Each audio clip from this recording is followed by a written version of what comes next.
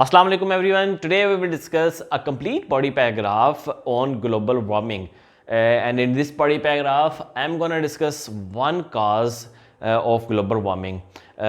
इस एक body paragraph में मैंने जो आपसे फार्मूला शेयर किया था कि आप बॉडी पैराग्राफ को कैसे कंप्लीट करते हैं, उसकी इम्प्लीमेंटेशन मैंने करके दिखाई है। हमने ऐसे शुरू किया था ग्लोबल वार्मिंग के ऊपर, उसका इंट्रोडक्शन मैंने पार्ट 1 पार्ट 2 अपलोड किया, तो इंट्रोडक्शन तो कंप्लीट हो गया था हमारा। अब ये पार्ट 3 है जिसमें मैंने एक बॉडी पैराग्राफ लिया और बॉडी पैराग्राफ में एक काज का एक बॉडी पैराग्राफ होता है।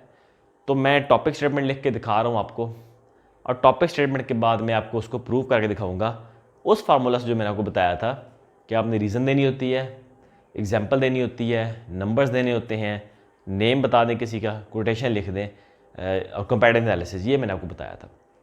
तो वो फार्मूला इसमें मैं अप्लाई करूँगा, टॉपिक स्टेटमेंट का आपको बताऊँगा।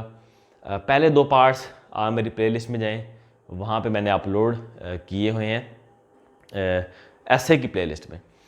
मेरे चैनल की प्लेलिस्ट में आपको ग्रामेटिकल लेक्चर्स ही मिलेंगे, ग्रामर के ऊपर काफ़ी लेक्चर्स मिलेंगे, ऐसे के ऊपर भी 40+ लेक्चर है। तो आप सब्सक्राइब कर लीजिए ताकि आपको नोटिफिकेशन मिलता रहे, और प्लेलिस्ट ज़रूर विजिट कीजिए। तो स्टार्ट करते हैं। पार्ट 3 है जी, ये मैंने बताया, पार्ट 1 और 2 आपको मिलेंगे मेरी प्लेलिस्ट में। तो इंट्रोडक्शन मैंने सिखा दिया था।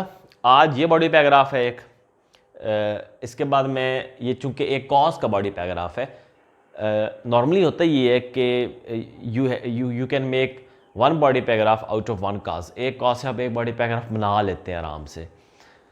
इसका जो इफेक्ट का बॉडी पैराग्राफ होगा वो मैं इंशाल्लाह नेक्स्ट लेक्चर में आपको बताऊंगा, और फिर उसके बाद सजेशंस भी और कंक्लूजन भी लिख के दूंगा, क्योंकि मुझे बहुत बच्चों ने कहा कि आप पूरा ऐसे हमें एक दफ़ा लिख दें। तो पूरा ऐसे से यही होगा। इंट्रोडक्शन मैंने आपको लिख दिया, बॉडी पैराग्राफ मैं आपको लिख के दिखा रहा हूँ कॉज का, फिर बॉडी पैराग्राफ आपको इफेक्ट का लिख के दिखाऊंगा, फिर सजेशंस का बॉडी पैराग्राफ आपको बना के दिखाऊंगा कैसे बनाते हैं, फिर कंक्लूजन को। तो सब्सक्राइब कर लीजिए ताकि आपको सारे नोटिफिकेशन मिलते हैं जी। ये पहला टॉपिक स्टेटमेंट आ गया आपका, जो पहली 2 लाइन्स हैं यहाँ तक आपका टॉपिक स्टेटमेंट है। अच्छा, टॉपिक स्टेटमेंट क्या कर रहा होता है? किसी भी बॉडी पैराग्राफ का एक टॉपिक स्टेटमेंट होता है। वो कर क्या रहा होता है? वो आपको बता रहा होता है कि इस बॉडी पैराग्राफ में आप डिस्कस क्या करने जा रहे हैं। तो एक टॉपिक स्टेटमेंट एक बॉडी पैराग्राफ का ओवरव्यू दे देता है कि आप अपने उस एक पैराग्राफ में क्या चीज़ें, किस चीज़ की, किस पॉइंट को आप प्रूव करेंगे। तो बॉडी पैराग्राफ के भी 3 पार्ट्स होते हैं। एक इसका इंट्रोडक्शन होता है जिसे टॉपिक स्टेटमेंट कहते हैं, फिर बॉडी आती है जिसमें आप डिस्कशन करते हैं, फिर आपका कंक्लूड करना होता है बॉडी पैराग्राफ को, जिसमें आप एक फाइनल पॉइंट में देते हैं और नेक्स्ट ईज होकर नेक्स्ट बॉडी पैराग्राफ पे चले जाते हैं। तो ये तीनों मैंने आज बनाए हैं, और ये तकरीबन आपकी 1 2 3 4 5 6 7 8 9 11 लाइन्स बन रही हैं। 11 लाइन्स हैं इसकी। नॉर्मली पेज पे आपके 11 से 12 लाइन्स ही होती हैं। तो आप देखेंगे ये आप बिल्कुल एक कंप्लीट बॉडी पैराग्राफ है, इसमें रेपिटेशन आप नहीं देखेंगे।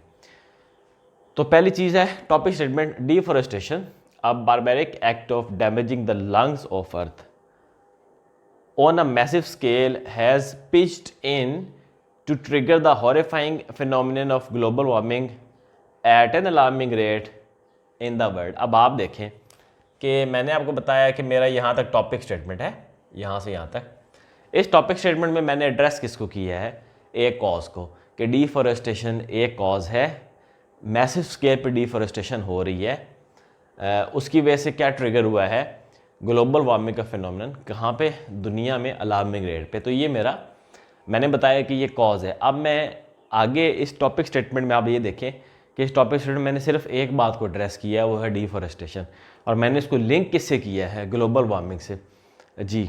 एक चीज़ आपको बताऊँ, टॉपिक स्टेटमेंट को आप अपने मेन जो ऐसे होता है उससे लिंक किया करें, या थीसिस से कम से कम लिंक किया करें।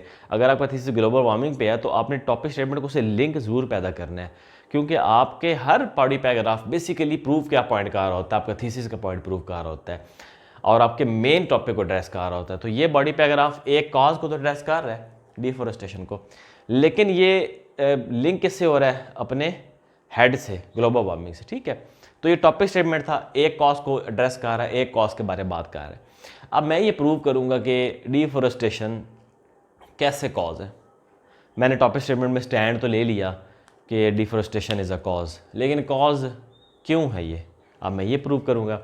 तो सबसे पहले मैंने जो नेक्स्ट सेंटेंस इसे लिखा वो मैं लिखा, in fact the humans have acted in an inhuman manner by sweeping away the natural forest cover of this planet. जी, अब मैंने कहा ये कॉज क्यों है, क्योंकि जो ह्यूमंस हैं उन्होंने नेचुरल फॉरेस्ट कवर जो है अर्थ का वो ख़त्म करना शुरू कर दिया है, इस वजह से डिफॉरेस्टेशन हो रही है और ये कॉज बन गया है। तो कॉज क्यों बना, ये ह्यूमंस की गफलत की वजह से, उनके बिहेवियर की वजह से ये ट्रिगर हुआ। ठीक है जी। नेक्स्ट, उससे नेक्स्ट पॉइंट है जी, मैंने अब दिया एग्जांपल देनी है, एग्जांपल भी दिया और फिगर्स भी देने हैं आप। ठीक है, the forest cover is down from the pre industrial area of 5.9 billion hectares to 4 billion hectares, indicating a spike in the rate of deforestation. जी, अब ये जो सेंटेंस है इसके अंदर मैंने एग्जांपल भी दे दी और नंबर्स भी दे दिए। इधर मैंने रीज़न दी थी कि डिफॉरेस्टेशन क्यों हो रही है, ह्यूमन एक्टिविटीज़ की वजह से। अब मैंने एग्जांपल भी दे रहा हूँ, नंबर्स भी दे रहा हूँ कि जो फॉरेस्ट कवर है वो कम हुआ है प्री इंडस्ट्रियल एरिया से। मतलब प्री इंडस्ट्रियल जब आपका टाइम था उस टाइम कितना एरिया पे फॉरेस्ट था, आपका फॉरेस्ट कवर था 5.9 बिलियन हेक्टर्स पे। तो मैं कंपैरेटिव एनालिसिस भी इसमें शामिल कर दिया एक तरह से। और कहाँ पे आ गया, 4 बिलियन हेक्टर्स, आज के टाइम में 4 बिलियन हेक्टर्स पे आ गया। तो 1.9 बिलियन हेक्टर्स कम हुआ। मैंने एग्जांपल भी दे दी, फिगर्स भी दे दिए, कंपेयर भी कर दिया और मैंने उसका असर भी बता दिया, indicating a spike in the rate of deforestation. मैंने फिर लिंक भी कर दिया डिफॉरेस्टेशन से कि ये चीज़ मैंने लिखे हैं 3 सेंटेंसेस, ये प्रूव कर रहे हैं कि डिफॉरेस्टेशन हो रही है। तो आप देखेंगे इस सेंटेंस में रीज़न बताई, अब इसमें एग्जांपल भी बता दी मैंने, कंपैरेटिव एनालिसिस भी कर रहा हूँ और नंबर्स भी दे रहा हूँ। तो आप देखें कि आप, मुझसे बच्चे पूछते हैं कि हम कैसे इतनी सारी चीज़ें पैराग्राफ में लिखें, आप लिख सकते हैं, ये देख लें, आप लिख लें, आप इसमें आराम से, कोई इशू नहीं है। अब बच्चे फिर वही सवाल आते हैं कि हम इसको वर्ल्ड के पर्सपेक्टिव में डिस्कस करें या पाकिस्तानी पर्सपेक्टिव में, ग्लोबल वार्मिंग आ गया। तो आप ये देखें कि इसको मैं वर्ल्ड पर्सपेक्टिव में लेके चल रहा हूँ, साथ मैंने अब पाकिस्तान का जिक्र लाजमी किया क्योंकि कंपेटिटिव एग्जामिनेशन पाकिस्तान के हैं, आप उसमें अपीयर हो रहे हैं तो आप पाकिस्तान का जिक्र करेंगे लाजमी। अब मैं आ गया पाकिस्तान पे। Ironically the forest cover in Pakistan covers only 2.5% of the total land area. जी, अब मैंने पाकिस्तान की पोजीशन में बता दी कि फॉरेस्ट कवर हमारा सिर्फ 2.5% कवर कर रहा है, जो कि बहुत कम है। Which signals towards the approaching catastrophic storm of global warming. फिर मैंने इसका ये भी बता दिया कि सिग्नल्स क्या दे रहा है ये ग्लोबल वार्मिंग की तरफ, फिर लिंक कर दिया अपने थीसिस से, उसको मैंने कनेक्ट कर दिया, स्ट्रिंग्स को मैंने हिलाया है, कनेक्ट किया है, ताकि एग्जामिनर को फील आए कि ये आपका जो फॉरेस्ट कवर है ये लिंक हो रहा है, इसका ग्लोबल वार्मिंग से लिंक हो रहा है। तो पाकिस्तान का भी मैंने बता दिया यहाँ पे, टॉपिक स्टेटमेंट बताया, रीज़न बताई ह्यूमन एक्टिविटीज़, फिर मैंने प्री इंडस्ट्रियल टाइम में चला गया, एक फिगर्स दी मैंने, कंपैरेटिव एनालिसिस भी कर दिया, एग्जांपल भी दे दी, फिर मैंने पाकिस्तान से भी लिंक कर दिया इसको कि पाकिस्तान में क्या पोजीशन है आपकी डिफॉरेस्टेशन की। देयरफॉर अब देखें, अब मैंने कंक्लूड करना है पैराग्राफ को, ये समरी थी यहाँ तक, इसको आप एक्सटेंड भी कर सकते करना चाहिए, लेकिन ये बड़ी एनरिच टाइप की समरी मैंने बनाई है पूरे पैराग्राफ की, कोई रेपिटेशन नहीं, एक आइडिया भी रिपीट नहीं हो रहा। Therefore, time calls for taking stringent measures to tackle this rising threat in order to increase the forest cover, which is necessary to diminish the ruinous impacts of global warming. ठीक है, मैंने way out भी दे दिया। अब paragraph मैंने conclude किया और इस तरह कंक्लूड किया कि मैंने बताया कि अब क्या पॉजिटिविटी आ सकती है, हम स्टेप्स लेंगे अगर तो उससे हम बच सकते हैं। और स्टेप्स लेने क्यों हमने, कि हम डिमिनिश करें इम्पैक्ट्स को ग्लोबल वार्मिंग के। और आप देखें कि एंड पे भी मैंने कनेक्ट किससे किया, आपके मेन टॉपिक से, थीसिस से। अब आप ये देखें कि टॉपिक स्टेटमेंट भी दे दिया, समरी में रीज़न भी दे दी, कंपैरेटिव एनालिसिस भी दे दिया, फैक्ट्स भी दे दिए, फिगर्स भी दे दी, अच्छा पाकिस्तान से भी रिलेट कर दिया, और एंड पे इसको कंक्लूड भी कर दिया कि अब करना क्या है। एक बॉडी पैराग्राफ था और उसकी हर लाइन इंपॉर्टेंट थी और मैंने हर लाइन को यूटिलाइज़ किया। एक इसमें वैरायटी है, वैरायटी के अलावा इसके अंदर फैक्ट्स भी हैं, फिगर्स भी हैं, कंपैरिजन भी है, रीज़न भी है, और एक आपका सलूशन भी है या वे आउट भी है कि आपने डिफॉरेस्टेशन से कैसे आपने देखना है।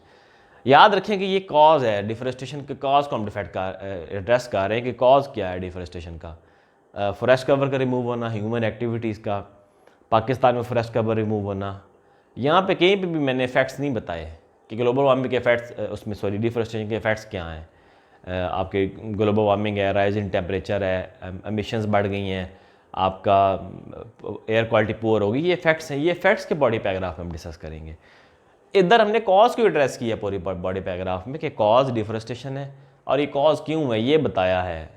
पहला बता दिया कि ह्यूमंस के रवैये की वजह से, फिर बता दिया कि आपका फॉरेस्ट कवर रिमूव है उसकी वजह से, फिर पाकिस्तान का फॉरेस्ट कवर, पाकिस्तान पे आपने लिंक करना था, फिर आपने बता दिया कि जी एंड पे कि आपने कुछ मेजर्स तो लेनी है इसको रोकने के लिए, डिफॉरेस्टेशन को काउंटर भी करना है हमने, जो ज़रूरी है हमारे लिए ताकि अर्थ को हम बचा सकें, ग्लोबल वार्मिंग रोक सकें।